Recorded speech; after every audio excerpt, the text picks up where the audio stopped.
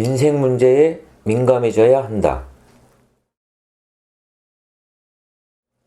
21대 국회를 장악한 여당이 부동산 관련 입법을 신속하게 통과시켰고, 정부가 주택 공급 확대 정책을 조만간 발표할 예정입니다. 23번째 부동산 대책인 셈입니다. 공급이 늘어야 집값을 잡을 수 있다는 것입니다.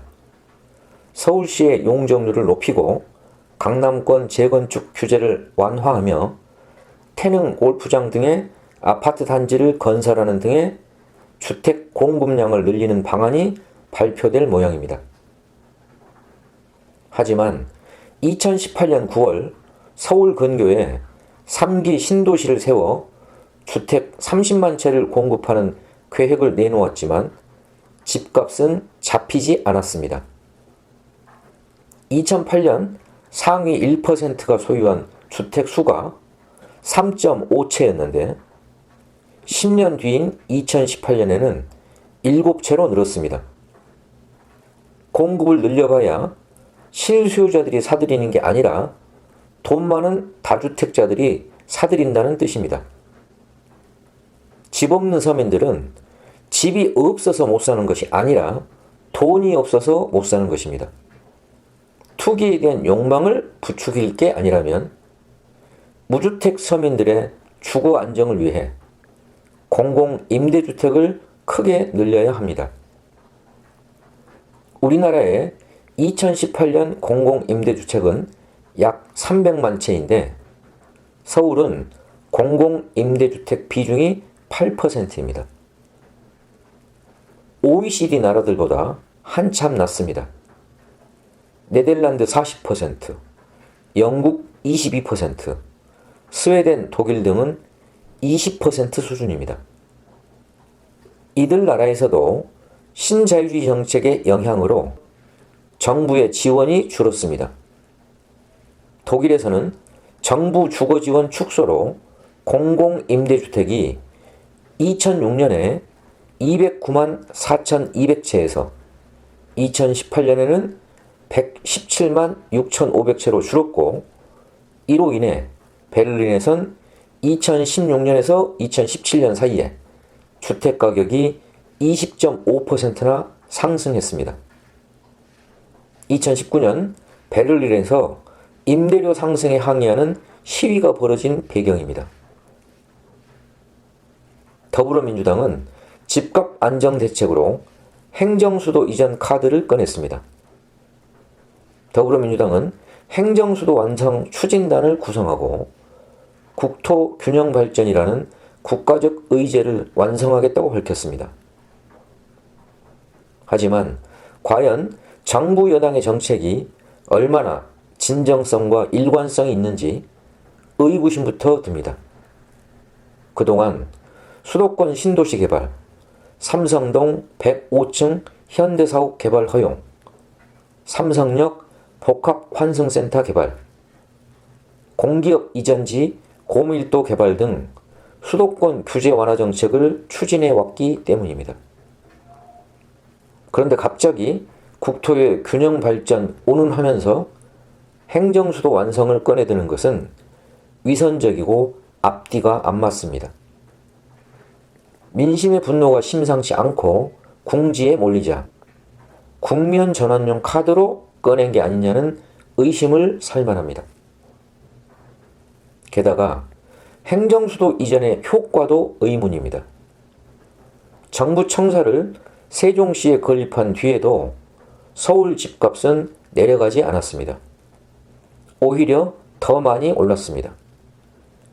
행정수도 이전 논의로 서울의 집값 불안이 세종시로 확산될 우려도 있습니다.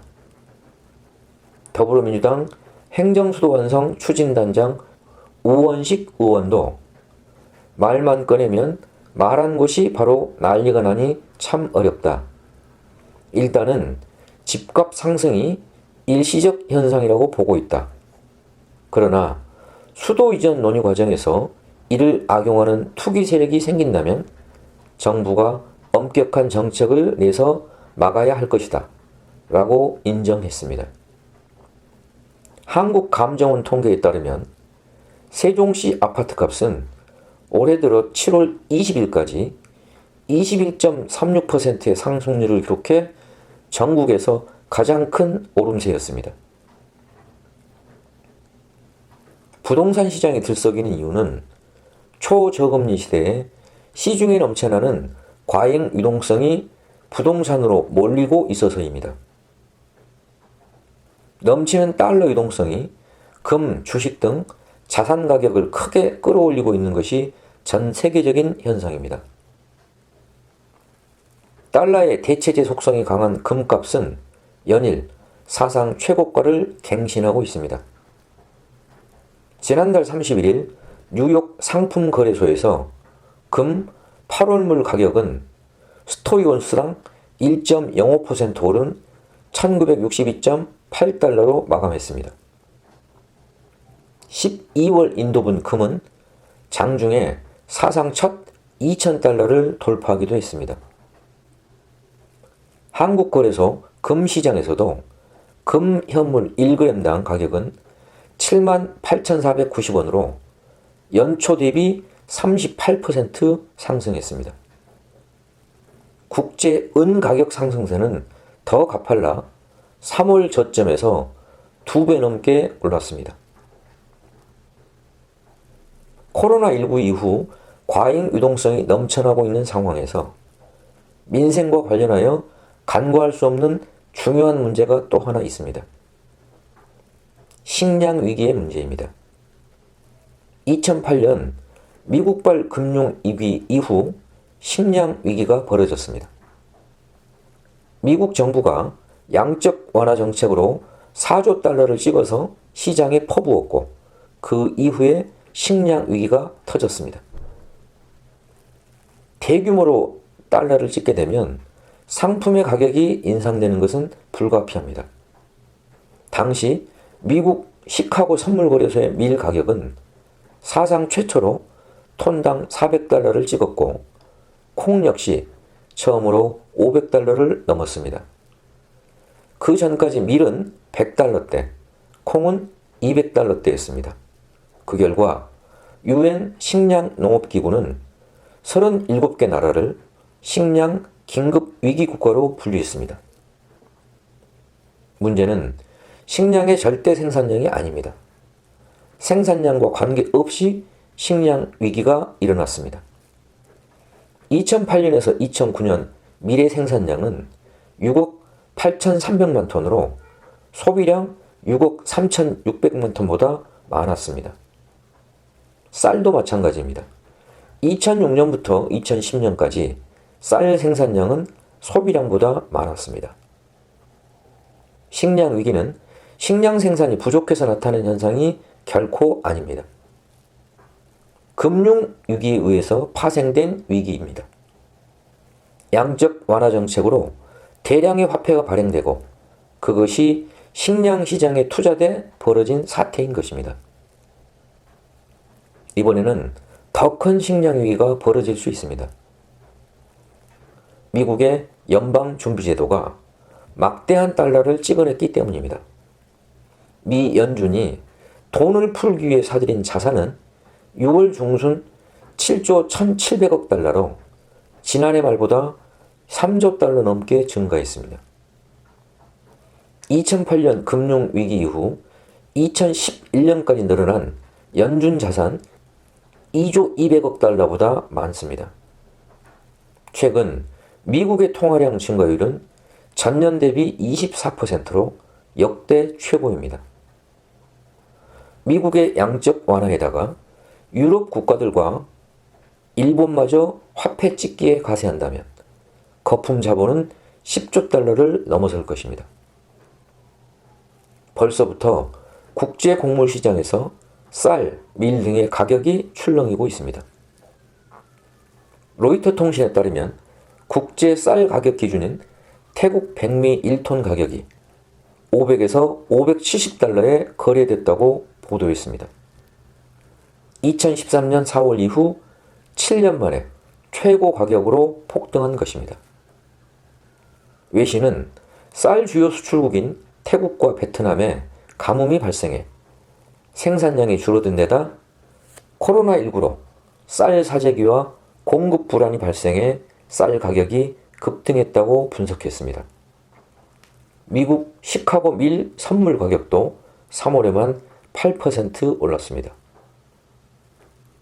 안토니오 구테우스 유엔 사무총장은 지난 6월 50년 만에 최악 식량 위기가 올 수 있다고 경고했습니다. 4월과 5월 세계 식량 가격은 내려갔습니다. 곡물, 기름 생산용 종자, 육류와 설탕 등을 종합한 5월의 FAO 식량 가격 지수는 162.5로 1월에 183.0에서 떨어졌습니다. 육류는 올 들어 183.8에서 168.0으로, 유제품은 200.6에서 181.8로 떨어졌습니다. 하지만 주곡의 값은 변동이 적었고 쌀값과 밀값은 4월에도 올랐습니다. 베트남과 러시아가 코로나19를 이유로 각기 쌀과 밀 수출을 제한한 탓입니다. 앞에서 지적했듯이 문제는 식량의 양이 아닙니다. 곡물 수급망이 원활하지 않고 곡물 비축이나 사재기가 발생할 가능성입니다. 월스트리트 저널은 한쪽에선 식료품 값이 올라가는데 산지에서는 수확하지 못한 곡물이나 시장에 내다 팔지 못해 쌓아둔 작물이 썩어 나간다고 보도했습니다. 위에는 아프리카와 중동의 식량 수입국에서 시장이 무너지는 걸 무엇보다 걱정합니다. 도시 빈곤층은 시장에 먹을거리가 안 들어오면 꼼짝없이 굶어야 합니다. 식량을 수입에 의존하는 국가들은 코로나19 이후 식량 위기 사태를 우려할 수밖에 없습니다. 한국농촌경제연구원 자료를 보면 2015년에서 2018년 우리나라의 3년 평균 곡물 자급률은 23%입니다. 세계 평균 101.5%에 크게 밑도는 수준으로 OECD 회원국 가운데 최하위권입니다. 쌀은 자급률이 104.7%에 이르지만 보리와 콩은 각각 24.6%, 옥수수 3.7%에 불과합니다. 밀은 전체 소비량 중 99.1%를 수입에 의존합니다. 주곡의 자급률이 높아서 당장은 걱정이 크지 않지만 곡물 자급률이 형편없이 낮아 식량 위기에 매우 취약한 구조라서 결코 안심할 처지가 아니고 우려를 떨치기 어려운 상황입니다. 거듭 강조하지만 진보 세력이 민생 문제에 한층 더 민감해져야 합니다.